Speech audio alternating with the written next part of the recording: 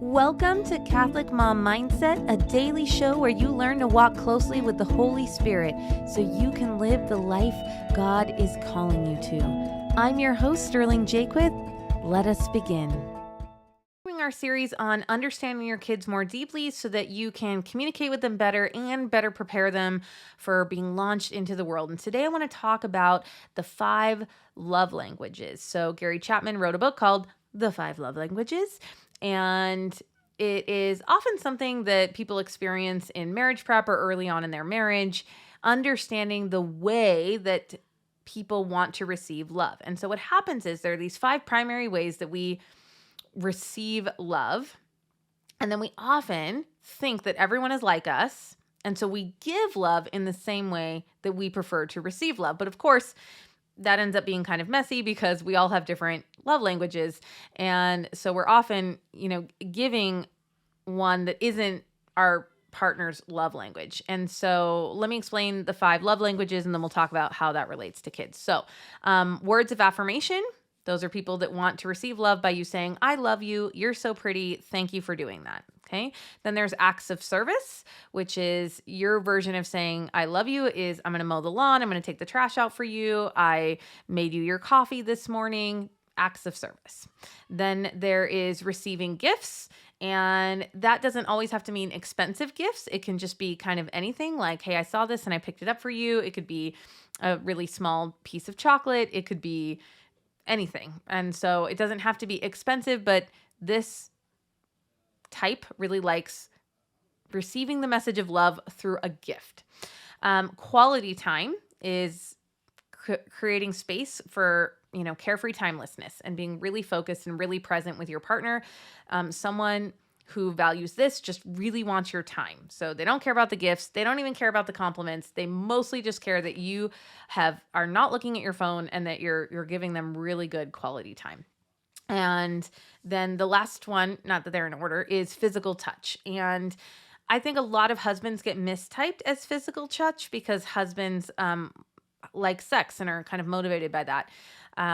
And want physical intimacy, but it's much more than that. It's this kind of person really wants to cuddle on the couch. They want you to hug them every time you come into a room. They love it when you kind of rub their hand or their arm, lots of physical contact. So it's much more than just, men having a sex drive and wanting sex. This person, who could be a man or a woman, really wants physical contact often, and that is how they receive love. That's how they want to receive love. So you can begin to see this with your kids. The craziest one for me is my son, Forrest.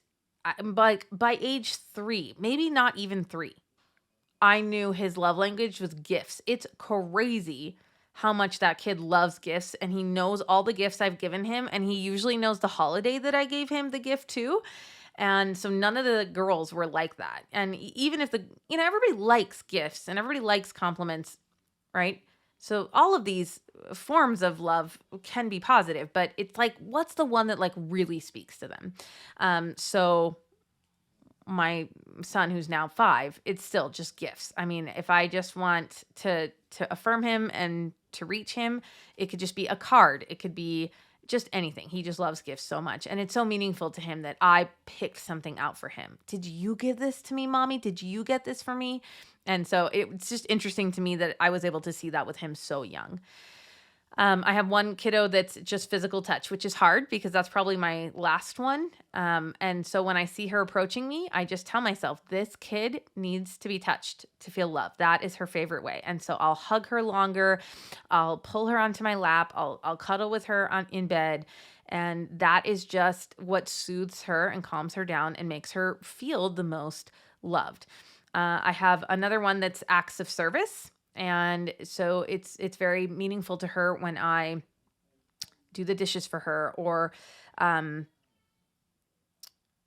enable her to do something that she really likes. And so sometimes my active service will be like signing her up for a class. And I could tell she just feels really seen and loved, that I knew that that's what she wanted and that I took the time to find it for her and that she got to then spend the time to do it. So that's kind of an interesting way that one comes out for her. And, it's hard because all of the children are going to look like they like quality time. for a while because all children want to hang out with their parents. I mean, they really do. They just want the most of your time, and that's great. Still give them your time, but it takes watching them and really paying attention to figure out, is it really quality time, or is that just kind of all children overlaying on top of, a different love language? So lots of books on this, books for kids, parents, marriage, all sorts of things. But again, you could just Google it and click images and see what the love languages are. And you can see a really great chart on, do this for this, if this person likes this love language, and then try to avoid this if you can. I will say I think love languages change over time. So mine was absolutely 100% receiving gifts forever and ever and ever.